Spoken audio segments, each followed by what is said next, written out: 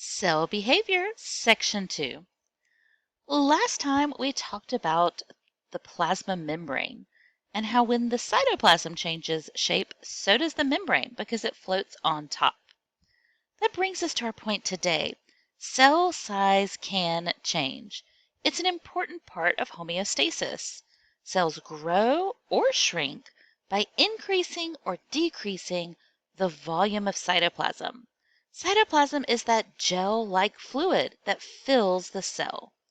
And most of cytoplasm is water, 60 to 90%.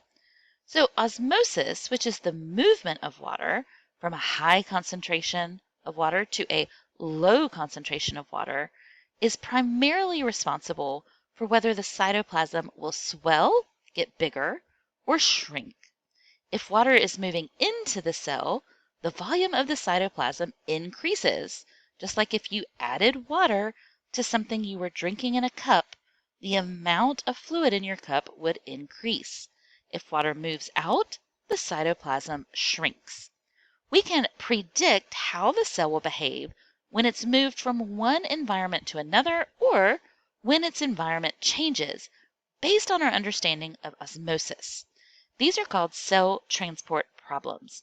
And there's some terminology that you need that you'll see quite often in these problems. The first is salt water. Salt water usually signifies that there's a lot of solute. There's a lot of stuff dissolved in the water around the cell. So if something is being moved into salt water, it's being moved into a low water environment because the salt in the environment around it is taking up space. Equilibrium is when the amount of water outside the cells is equal to the amount of water inside the cells. Water continues to move in and out, but it does so equally in the opposite directions. So we don't see a change in the size. And then the term distilled or fresh water signifies that the cell is in an environment of 100% water. So it's a very high water concentration environment. And I have added those notes over here.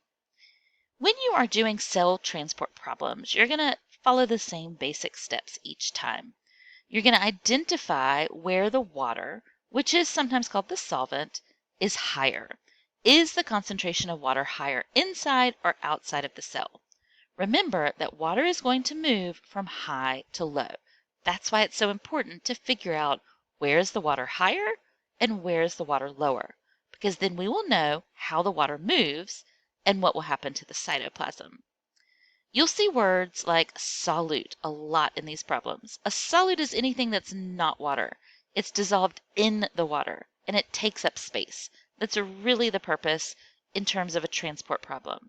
So when we think about solutes, just think about the space they're taking up. Percentages are used a lot in these problems. Remember that the solute plus the solvent, which is typically water, together are 100%. So the higher the solute, the lower the water.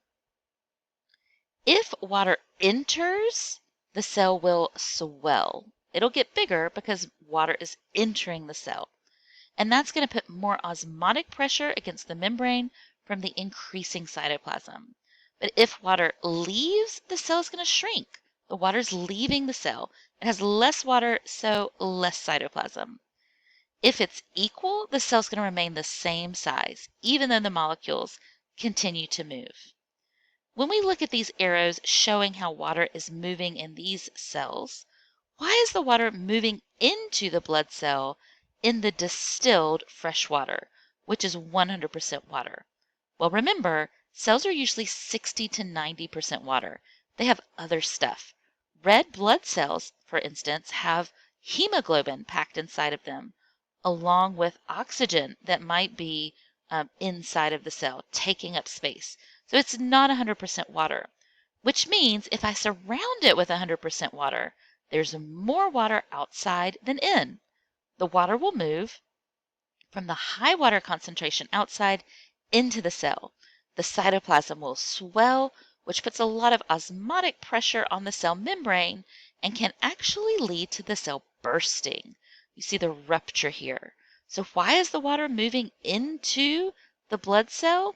Because the concentration of water was higher outside the cell, and water moves from high to low concentration.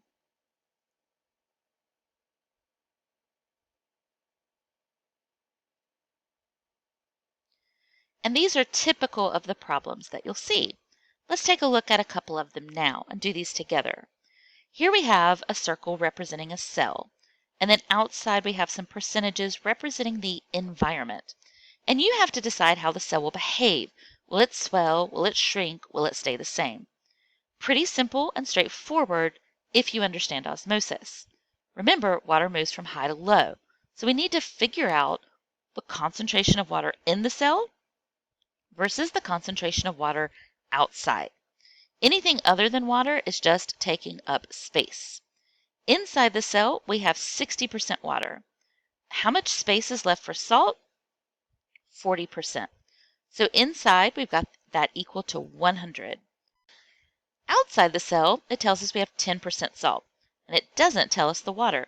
But that's okay, because we know the outside needs to equal 100 as well. And we can do that math. 100 minus 10 left us room for 90% water outside the cell. So where was the water higher? It was higher outside. 90% is a bigger percentage than 60. So it's going to move from the high, 90, to the low, 60. It's moving from the outside to the inside. Since water is entering the cell will swell. Now let's try this one. Pause the video, work through the problem, and then come back here to check your answer. Let's take a look and see how you did. Inside the cell, we have 70% water, we don't know the salt, and 10% sugar. This has to equal 100% when we add them all together. 70 and 10 is 80, which leaves room for 20% salt. Outside the cell, we have 20% salt, 60% water. We don't know the percentage for sugar, but we do know they need to add up to be 100. 20 and 60 is 80, which leaves room for 20% sugar. But really, the only thing we care about is the water, because water is the primary component of the cytoplasm. We don't even know if the salt and sugar can cross the plasma membrane, but we know that water can. So where is the water higher? Well, inside, the water is at 70%, and outside, the water is at 60. 70 is a bigger percentage than 60. So the water will move from high of 70 out to the low of 60 until it equalizes, which means that the cell is going to be losing some water.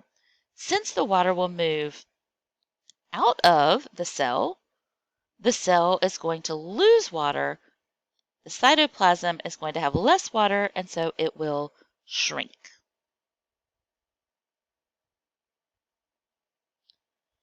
Water is not the only thing that moves in and out of cells, but it is the only thing that moves by osmosis. So when you talk about osmosis, you're talking about the movement of water. Cells also take in nutrients and get rid of wastes, sometimes even spending ATP to make that happen. Some of the things they might take in include chemical signals from other cells. Some of the things they might send out are their own protein products. We have had this chart before in a previous presentation. It's back for a little bit of review. Passive transport versus active. Passive moves with the gradient from high to low. It includes diffusion and osmosis. Diffusion is the movement of any molecule from high to low through a membrane. Osmosis is the diffusion of water. Passive transport does not require any ATP energy from the cell, but active does. Why? Because it's moving against the gradient. It's moving from low to high, or it's moving something big or really charged. And so the cell has to spend ATP if it wants it to happen. Here we have a plasma membrane with its phospholipids, and we have some proteins, and we have molecules moving in or out of the cell. This arrow is pointing into the cell, and it's showing it moving from a concentration of 3 into the cell which had none. In this example, we have a molecule moving out of the cell, and we see ATP is involved. So which one of these is active? The one that's active is the one that's using energy, which is example B. I hope this was helpful. I'll see you back next time. Until then, have a great day.